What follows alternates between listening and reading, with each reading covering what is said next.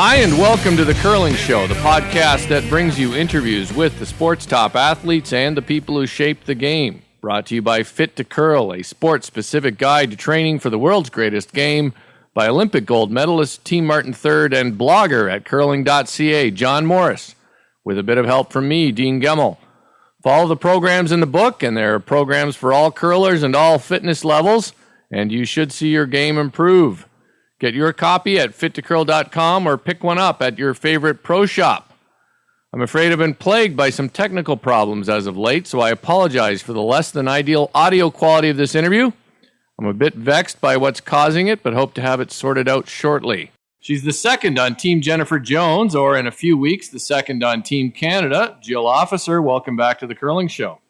Thank you. It's been a while. Yeah, it has been a while, Jill. You were an early guest on the show, and then for some reason there's been a period when you haven't been on. I don't know what that's all about. I'll have to talk to the booking people on this show. Yeah, I wonder who that is. Yeah, exactly.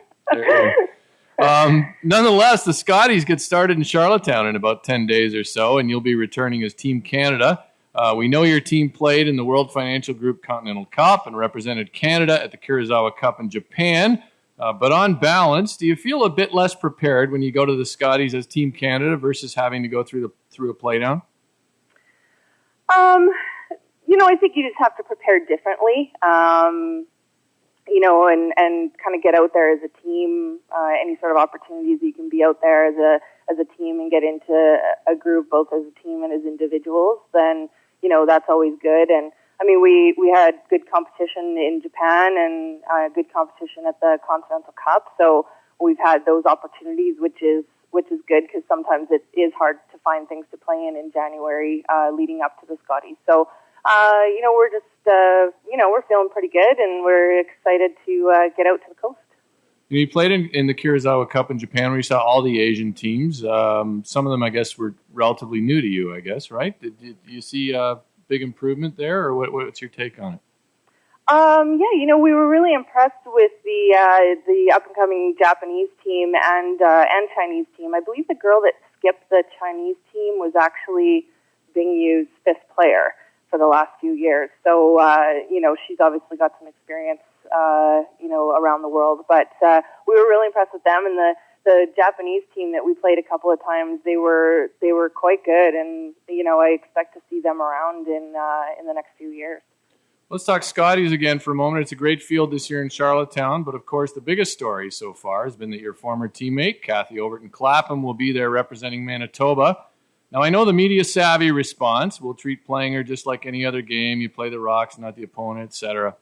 But let's be honest, wouldn't it be a more comfortable week for you and your team if Chelsea Carey had won the Manitoba final instead of Cathy?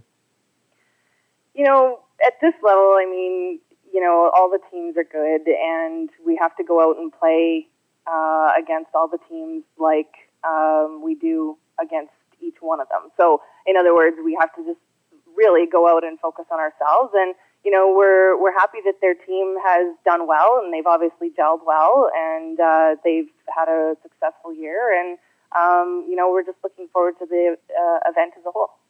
Were you at all surprised by the fallout from all that last year? Or was it about what you expected? Yeah, I mean, we prepared. We weren't really sure, to be honest, I guess, but we tried to prepare as best we could, and we tried to not get into it too much with the media, and we just kind of put out there some of the facts about it being a 4-year plan and us looking forward and wanting to have more fun and things like that. And everyone's going to have their own opinion, and that's fine, and we try to respect that as long as people can respect that we made a really tough decision. And we're happy now with Caitlin on the team. She's been a great addition, and we've transitioned really well with her, and we're excited to go to the Scotties with her, and it being her first time, we're going to see it through fresh eyes. If you were the head of programming at TSN, though, wouldn't you want the Manitoba-Canada final?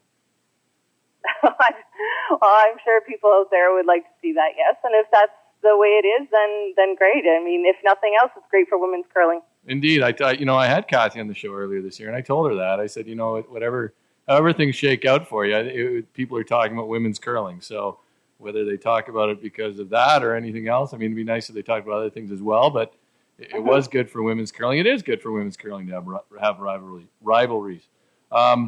Let's talk about the rest of the field. I have to tell you that I tweeted my pick for the final, and it was Homan-Kleibrink. Sorry. Oh! I know you won't agree, but you have to admit it's not a bad prediction. No, I mean, I certainly don't, judge you for your prediction on that, because they're obviously two really good teams, and I mean, Holman's been around for a few years, and they had great coaching in Earl Morris for years throughout their junior years, and so it's no surprise that they've won the Ontario Scotties this year. And I mean, Kleibrink's team, just because they haven't played a whole lot this year doesn't mean that they're not as good as they've always been. They've always been a fantastic team, and it would be no surprise for me to see them there at the end of the week as well. Yeah, actually, I've always thought they were maybe wound just a bit tight, and this year maybe they're not, and that might help them. But nonetheless, that's another wrinkle you brought up in the Scotties with many. Earl Morris came on board as the coach of your team this year, and of course, Earl was the person who spent years coaching. Yes, Rachel Homan. That's right. Yeah. So we've been really excited to have Earl on board, and he's brought a new perspective from the coaching standpoint to our team, and he's different than anything we've had before. And from the times that we've spent with him this year, it's been great. So we're looking forward to being there with him and having a good week with him, giving us the right tips. Of course, Earl's someone I know fairly well. And how do you work though with a guy who's he's in Ottawa, you're in Winnipeg, and you talked about getting together? How does for other teams? How do you guys make that work? Well, it was just going into the season with the plan that we had. We just determined that we would communicate through Skype and through email and or over the phone when needed and when necessary, and that otherwise, we'd see him at a few events, and we had him come to Winnipeg a couple of times too. So it's worked out really well, and we're really happy with what he's brought to the team. Finally, the last bit on rivalries of the Scotties. Kelly Scott's back as well, and we all like to think she had a real rivalry with Jennifer, despite the fact that they both denied it for years there. But I'm not buying it. I still don't think they exchange holiday cards. Do they? Come on. Well, not all curlers exchange holiday cards. So that's an excellent point, Jill. Yeah, there's a few out there obviously that do, but are they Facebook friends? Jennifer's not even on Facebook. Oh yeah, she's not, is she? She doesn't go for any of that stuff.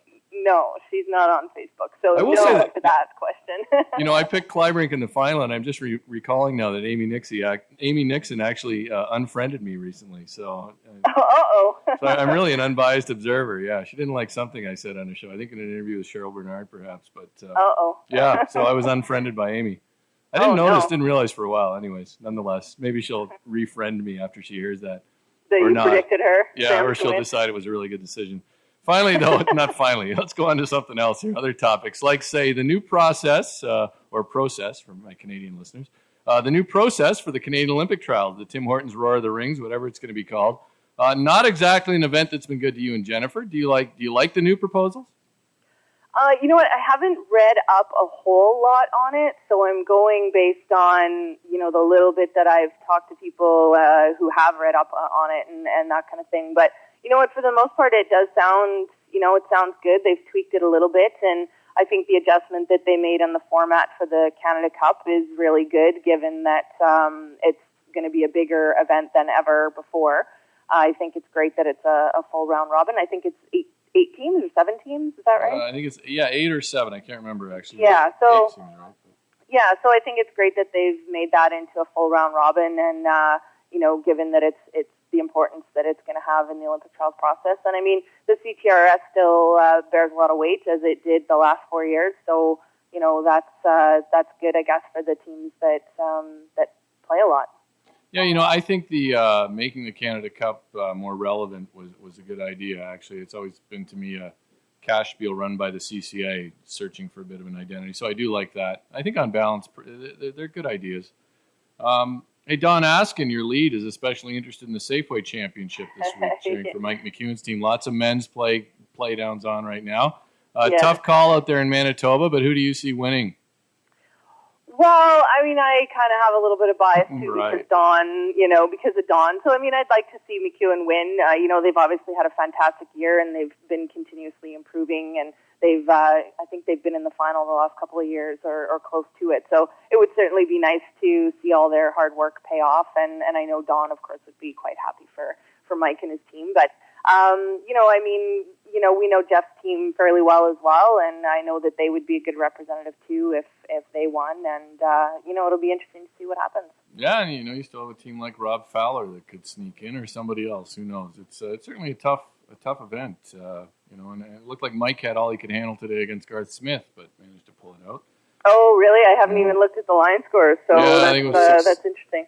6-5 or something like that. But hey, finally, there's a lot of teams to beat in that Safeway selection. Yeah, it's a grind, that one, that's for sure. Hey, finally, it's not just the women who are breaking up teams. We've got the most recent team breakup is before the season's even barely half done, and that's been the demise of the ill-fated Furby-Gushu experiment. I don't think... I hadn't heard. Oh, yeah. I don't think a lot of people... I mean, certainly an easy one to predict, I think, for most of us. But Randy did say that the team quit on him, in his words, before the last Capital One Grand Slam, BDO Canadian Open. The BDO Canadian Open. Surprised that he would say that? You know what? Or nothing surprises you that Randy Furby this was all news to me. I had no idea that this had even happened, and I obviously haven't read anything on it or talked to anybody about it, so I don't even think I should comment. It's a good thing I have curlers on this show because you are the most uninformed group. Never know anything. We get our info from you. Yes, exactly. All right, Joe, we finished with a run back. I give you a topic. You give me your thoughts in 1 to 3 words. Oh, boy.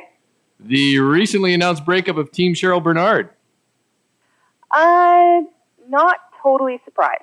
Yeah, I think it's a fair assessment. Yeah. And, yeah. I mean, they were pretty clear, going into the Olympic year. I think that, if they hadn't won the Olympic trials, that was probably going to be the end. So, they played together for another year to kind of, almost like a victory lap on their success at the Olympics. And, so I think that, I wasn't totally surprised that it was happening. Like the way they did it, over a few bottles of wine and dinner and everything else. So that was good.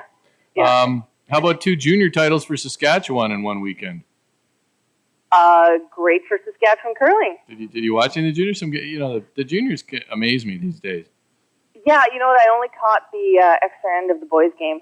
Oh, yeah? My husband had the Super Bowl game on. Oh, right. So. Well, yeah, I must admit I DVR'd the boys' game. Tough for those boys going up against the Super Bowl, but... yeah, no kidding. Yeah, the kids are awfully good, though. I mean, they still, there's still some of those junior mistakes, but boy, they're good. Yes, and that's good. That means that curling's got a bright future. Yeah. How about the situation in Egypt?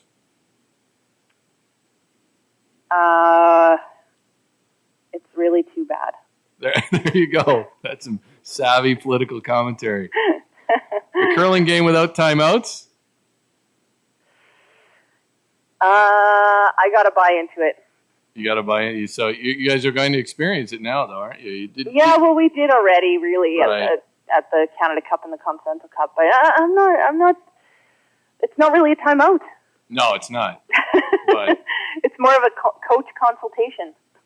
Yeah, well, the only thing they did add was the amount of time for a coach to get there, because what we were going to see if they didn't do that was we were going to see coaches sprinting over top of other coaches to get out to the rink in a hurry. So, I don't know. It'll be interesting, and I don't know if it's really good for juniors. Yeah. When they're developing their game and things like that, and so. Although, what do you think of the advice J.D. Lind provided in the 10th end? Did you watch that game, the junior girls? No, I missed the junior girls. Yeah. Well, I think he's a great coach, but I think he gave her bad advice. So. Oh, really? Anyway, that's just my opinion. Other people can disagree, but how about a buck of beer as a possible election issue in Ontario? Sweet. I love that they're tackling the big issues in Ontario with government. Are you kidding me? Good gosh, I didn't even know it was a government mandated thing, and I grew up in Ontario. I didn't know that. But anyways, who knew? Yeah. And finally, Team Appelman, who you played with in Japan, represented Canada as well, and Team Furby, both losing their first games of the Boston Pizza Cup. Did you know? I think I knew about. Actually, I did know. I did know that. It's too bad. Hopefully, they can come back. There you go. All right, Jill. That was more than 3 words. Sorry. Yeah, that's all right. Nobody does 3 words. It's ridiculous. That's tough. Yeah. It's partly my fault. The only guy who ever gets it is Glenn Howard. He's great at it, and everybody else. Oh yeah. Yeah, but a lot of it is my fault. I ramble on too, so get people distracted. All right, Jill. We give everybody a chance to name their sponsors, and I know you have some people that back your team. Yes, very much so. Monsanto Canada, Deldwin Windows and Doors. So if you ever need windows for your house. Also, Wellington West, Ashland Curling Supplies, of course, is Arnold and his team over there are always a fantastic supporter of ours. H&R Block is a new sponsor of ours this year, and Jansen Photography. Well, good for all them, and good for you, and good luck to you and your team at the Scotties Tournament of Hearts in Charlottetown. Great. Thanks so much, Dean. That's Jill Officer on The Curling Show, a conversation that was about 10 days before the Scotties Tournament of Hearts gets underway in Charlottetown, Prince Edward Island. Whether your goal is the Scotties, a world championship, or the Toasters at your club's next spiel, pick up a copy of Fit to Curl by John Morris and start following a training program. The book is available at fittocurl.com and at Better Curling Pro Shops. As always, thanks for listening.